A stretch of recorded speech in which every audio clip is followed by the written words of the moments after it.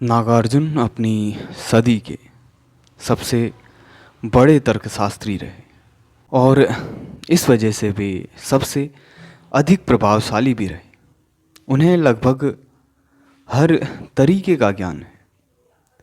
वे रसायनविद हैं, खगोल शास्त्री हैं, उन्हें आयुर्वेद का, धातुओं का और योग का भी ज्ञान है और लगभग हर तरीके का दृष्टिकोण उन्होंने प्राप्त किया है। वो चाहे आध्यात्मिक हो, वैज्ञानिक हो, दार्शनिक हो या धार्मिक हो, नास्तिक हो या अनास्तिक हो, लगभग हर तरीके का दृष्टिकोण उनके पास है। ज्ञान की लगभग हर संभव शाखा का ज्ञान उन्हें प्राप्त है। उन्होंने हर तरीके से चीज़ों को देखने का, हर तरीके से चीज़ों के सत्य को जानने का, जांचने का, परीक्षण करने का, हर तरीके के प्रयोगों का विश्लेषण किया है, हर तरीके से चीज़ों को देखा है। इसलिए उन्हें दूसरा बुद्ध भी कहते हैं। वे शून्यवाद के सिद्धांत को स्पष्ट और तार्किक रूप में प्रस्तुत करने के लिए जाने जाते हैं। उन्होंने कई प्रयोग किए, कई तरह के दृष्टिकोण विकसित किए चीज़ों को जांचने और परखने के लिए और उनकी वास्तविकता तक पहुंचने के लिए, उनके यथार्थ सत्य को जानने के लिए। सत्य के विषय में उन्होंने कहा कि सत्य दो प्रकार का हो सकता है, संवर्तिक सत्य और परमार्थिक सत्य। संवर्तिक सत्य वो है जो वस्तुओं का व्यवहारिक सत्य है, जिसे अनुभव किया जा सकता है, जिसका अवलोकन कर निष्कर्ष प्राप्त किया जा सकता है, जो कि वस्तुओं की भौतिकता पे निर्भर करता है, जो दृष्टिगोचर है, जो दिखाई दे सकता है। जैसे आपके आसपास दिखने वाली जितनी भी चीज़ें हैं वो सब दृष्टिगोचर हैं, वो व्यवहारिक सत्य में आते हैं, जिन्हें देखा जा सकता है, महसूस किया जा सकता है और प्रयोगों द्वारा उन्हें अलग अलग तरीके से निष्कर्षित किया जा सकता है। दूसरा सत्य है परमार्थिक सत्य, जो कि देखा नहीं जा सकता, बुद्धि से भी अगोचर है, जो कल्पना विरहित है, यहाँ तक कि उसकी कल्पना भी नहीं की जा सकती है, जो सर्व प्रपंच निर्मुक्त है। सभी प्रकार के विश्लेषणों से, सभी प्रकार के निष्कर्षों से और परिवर्तनों से, सभी प्रकार के कारकों से मुक्त है। और नागार्जुन अपने शून्यवाद के सिद्धांत को तार्किक और स्पष्ट रूप में प्रस्तुत करने के लिए जाने जाते हैं। मगर शून्यवाद का सिद्धांत क्या है? क्या शून्यवाद का सिद्धांत क्या कहता है?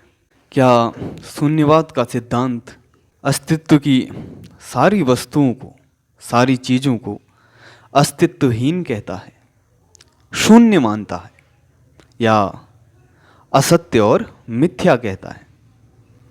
ऐसा नहीं है।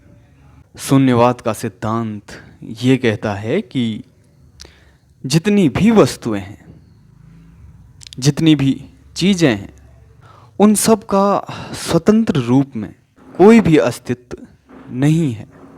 वो सब किसी न किसी ऐसी चीज़ से अस्तित्व में आए हैं जिनका पहले से अस्तित्व है, जो अस्तित्व में मौजूद चीज़ों के परिवर्तन से बने हैं।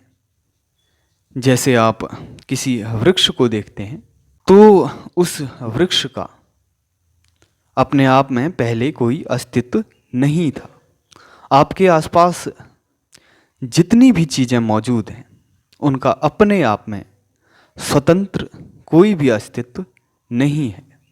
यहाँ तक कि ना चीज़ों का और ना चीज़ों को देखने वाले का, न ही दृश्य का स्वतंत्र रूप में कोई अस्तित्व है और न ही दृष्टा का स्वतंत्र रूप में कोई अस्तित्व है। ना ही कुछ ज्ञेय है और ना ही ज्ञाता है। यही शून्यवाद का सिद्धांत है, जो कि किसी भी प्रकार की चीज़ों का स्वतंत्र रूप में अस्तित्व होने को नकारता है। हमारे आसपास जितनी भी चीज़ें मौजूद हैं उनका अस्तित्व अपने आप में नहीं है। वो किसी न किसी दूसरे चीज़ से, किसी न किसी दूसरे कारण से या कारक से अस्तित्व में आए हैं, जो कि अस्तित्व में पहले भी मौजूद थी। हो सकता है वो किसी अन्य रूप में मौजूद हो, और जो चीज़ें आज अस्तित्व में हैं वो चीज़ें कल अस्तित्व में ना रहें, वो भी अपना रूप परिवर्तित कर दें, रूपांतरित हो जाए। इसलिए उनका अस्तित्व स्थायी नहीं है। शून्यवाद को समझाने के लिए एक संवाद अच्छा उदाहरण है, जो कि राजा मिलिंद और नागसेन का संवाद है। राजा मिलिंद नागसेन से पूछते हैं कि हमें तो हर चीज़ वास्तविक लगती है, सत्य लगती है, पर ये कैसे संभव है कि उनका कोई भी अस्तित्व ना हो।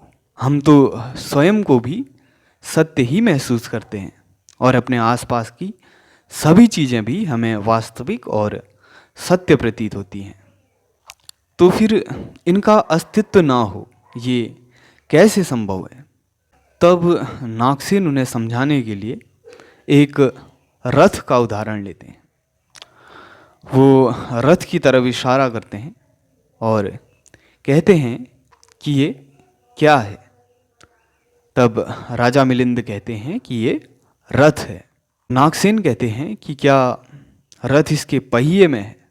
तब मिलिंद जवाब देते हैं कि नहीं। तब नागसेन पूछते हैं क्या ये लगाम में है? तो उसका भी जवाब नहीं होता है। फिर वो पूछते हैं कि क्या ये इसके आसन में है? तो उसका भी जवाब नहीं होता है। इसी प्रकार नागसेन रथ का हर एक हिस्सा उनके सामने प्रस्तुत करते हैं और कहते हैं कि क्या ये रथ है? और हर प्रकार से राजा मिलिंद का जवाब होता है कि नहीं।